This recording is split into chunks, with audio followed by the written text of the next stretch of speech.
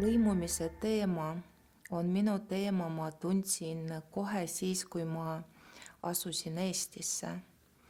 Ja ma sain aru, et kui tähtis on kuuluvustunne, kui on olemas ühiskond, kuhu sa kuulud ja kes aktsepteerib sind, siis sa ise oled valmis selleks, et panustada ühiskonda. Olid hõimupäevad ja meid kutsus enda juurde Lennart Meri.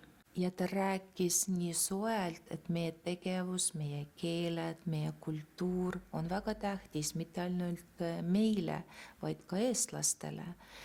See andis nii palju jõudu, tuleb osata austada kõigepealt iseennast, oma juuri, ja kui sa austad seda minevikku ja kaasaega, kus sa elad praegu, sa austad ka teisi.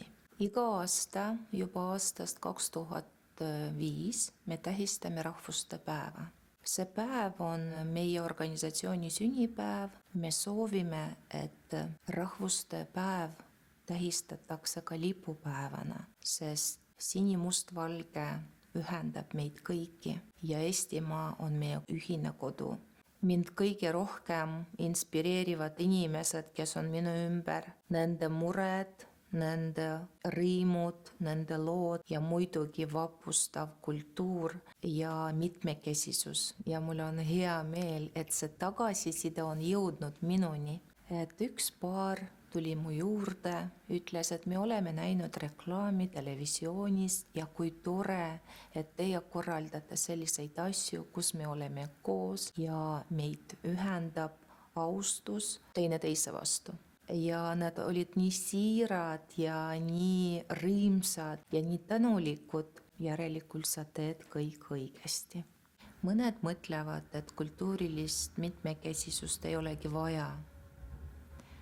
Aga on olemas suuremal määral õnneks ka neid, kes toetavad seda ja kes saavad aru, et tõepoolest on sotsiaalne kapital ja vähemusrahvused, meie kultuur, meie tegevus on tugevus.